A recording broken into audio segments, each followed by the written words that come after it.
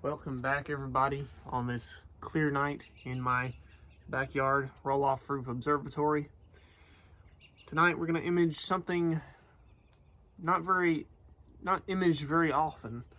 M78 just outside of Orion. We're going to use this 8-inch Newtonian and the ASI 2600 MC Pro tonight, unfiltered. Should be clear until about 12, so we'll see how it goes. But yeah, should be a great night of imaging using this new GSO 8-inch Newtonian. Stay tuned for the rest of the video. My name's Trevor, and you're watching Astropilot.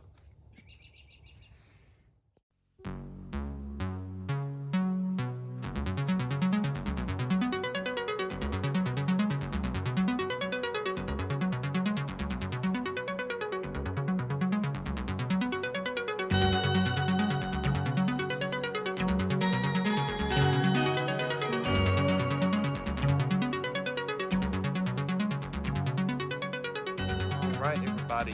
Hope everybody's going well, and hope you guys are being able to get outside and image yourselves. It's actually going to be clear tonight, finally. I have been able to use this Newtonian a handful of times since the last video, and I've got to say I absolutely love it. Nothing really bad to say about this telescope. It's performed great. Yeah, it's just an amazing light gathering machine. So, as I said, we're gonna image, or at least try to image, M78 tonight, which is a combination of dark nebula, reflection nebula, just outside of the Orion constellation in Barnard's Loop. And it's not really imaged very often from what I've seen. So, and it fits this field of view perfectly at 1000 millimeters focal length. So, hopefully I'll get a few hours on it tonight and we'll see how it goes. What do I think about the scope so far? As I said, I absolutely love it.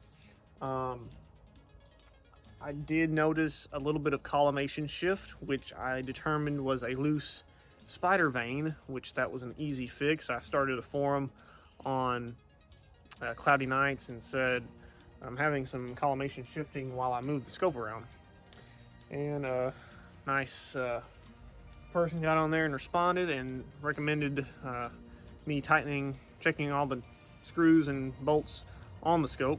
And it turned out the left side vane was slightly loose, and I tightened them all up, went along the ends of the scope housings, and tightened all those screws up more too, and it fixed it just like that. So this telescope holds collimation extremely well now, and I'm really pleased with it. So pretty much all I need to do now is wait for it to get dark and we can start setting up an image. So here we go. Another thing I want to mention is the ASCAR off-axis guider works amazingly well. I've had no issues whatsoever with my ASI 120. It works great. I've also added the ASCAR M54 filter drawer, which is a nice add-on for my narrowband filter L Extreme, which I'm not using tonight. This will be unfiltered, but makes it extremely easy because you need a filter, especially narrowband, behind the OAG, because the OAG won't be able to detect as much light through a narrowband filter. Plus you got the Coleman corrector up here. So yeah, overall extremely happy with my guiding. This Sirius EQG HEQ5, I've been averaging 0.8, anywhere from 0.7 to 1.1, generally average about 0.8 to 0.9, which produces pretty round stars with this telescope. When the warmer weather comes this spring or summertime, I do plan on hypertuning this, tearing it all down, re-greasing, put new bearings in it. So yeah, plan on doing that at some point, but really pleased with how this mount is handling this telescope overall, because this is 25 pounds of equipment on this HEQ5 with 3 counterweights, and it's doing really well. Also, I'm really happy with the way the ZWO EAF is working, and I've had a few comments about collimation. I've had a few comments about collimating the scope. I do plan on making a full collimation routine video at some point in the future, but here soon you guys can expect a full video on collimating a Newtonian. It's really simple, really easy. It's just a couple turns of a knob with a laser up front and down back, and that's it. It's really, really simple. So yeah, let's go ahead and start getting set up and wait for it to get dark as usual.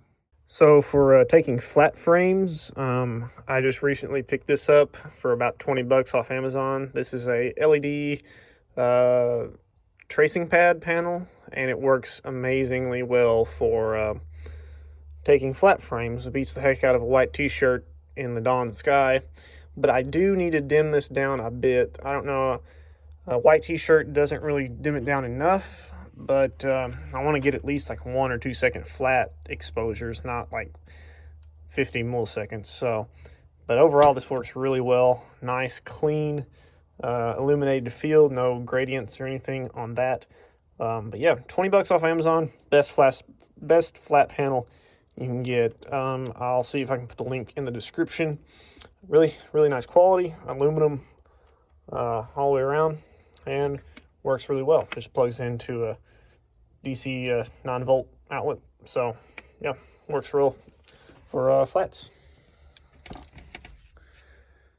A couple other comments about the scope in general and the gear that I've been using. Really, really, really happy with it all. The ASCAR OAG works great. Seeing plenty of stars with my 120, so no issues there. And the GSO linear bearing focuser with that monorail design worked extremely well. I'd heard kind of mixed things about the GSO focuser. This is way better than the GSO Crayford focuser that was on the RC6. It had some significant slop, which introduced lots of tilt. This has no slop, no tilt.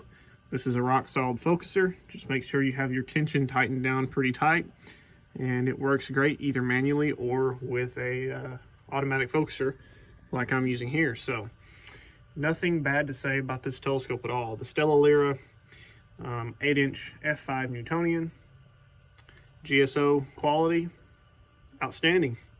Really happy with this whole setup, and really glad I got this scope. So let's go ahead and get pointed at M78, the Casper the Ghost Nebula, I believe it's called.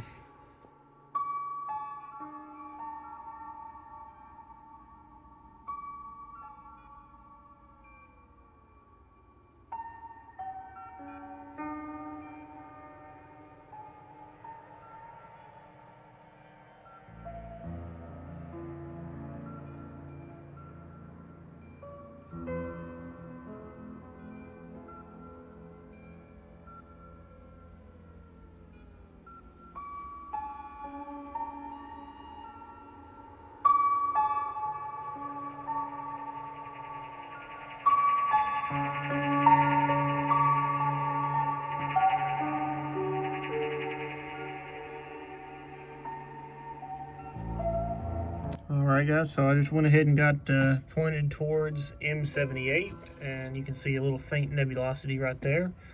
I will show you what the guiding field of view looks like.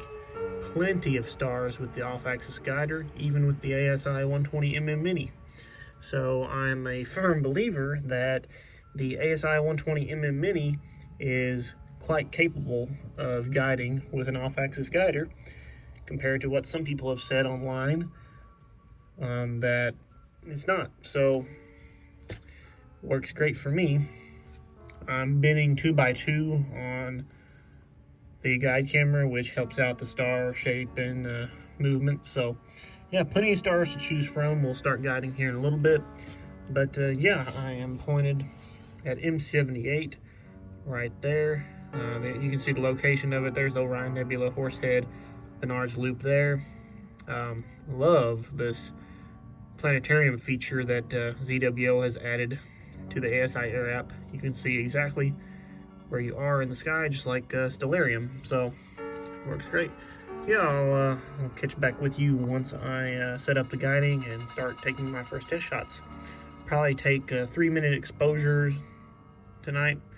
The moon doesn't rise till about 12 o'clock or so should be nice and dark. I will go ahead and show you the autofocus function with the ZWO EAF. So really simple. We're going to hit focus right there. And that's your focuser controls, up, down, slow, fast. And that right there is your autofocus. So we will go ahead and press that. And this pops up. And what this does, you press play, and it looks for a suitable focusing star and calculates a V-curve. And this is the star size in numbers. The smaller the star, the better. And that's when you know you've reached precise focus. So yeah, it takes a few minutes for it to do it, but the autofocuser is doing its job right now, calculating a star, and it will soon calculate the V-curve. As you can see right there, that is a star that it has found, and now it's going to start calculating the V-curve, slowly focusing that star to get smaller, smaller, smaller. I've got my backlash settings to about 60 right now, I believe, and it looks to be working really well. You can see that star getting smaller right up there. So yeah, focus stars usually is around anywhere from 4 to 6 in the size range, and right now it's about 5 or so. So yeah, looking good. That'll calculate the V-curve, and then it will actually do a focusing routine which looks identical to this, and it'll lock on and you'll be in precise focus, and it's doing a really good job of it right now.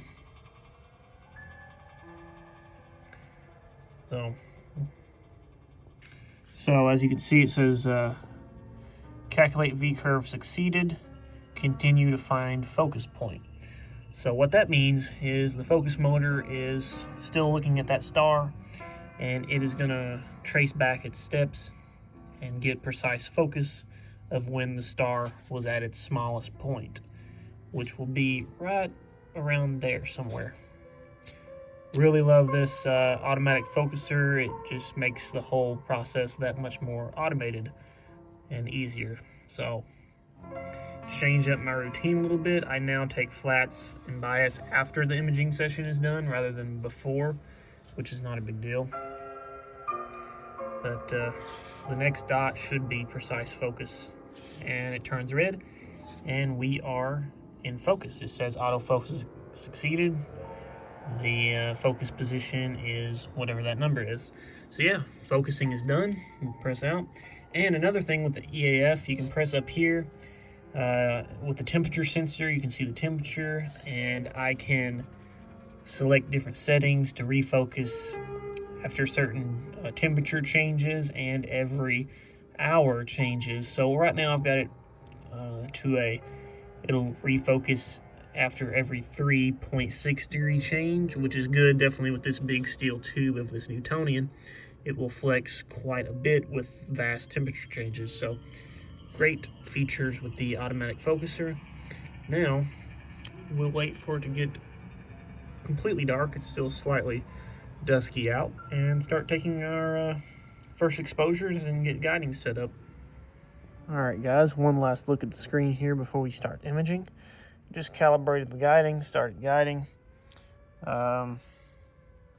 Looking good. Sub-arc second. Declination seems to be slightly working a little too much. I might adjust the aggressiveness settings right now, but all in all, it looks really good. As long as it's 1 or below, I'm happy. So yeah, that's goes to show you an off-axis guider does work with a camera like the 120.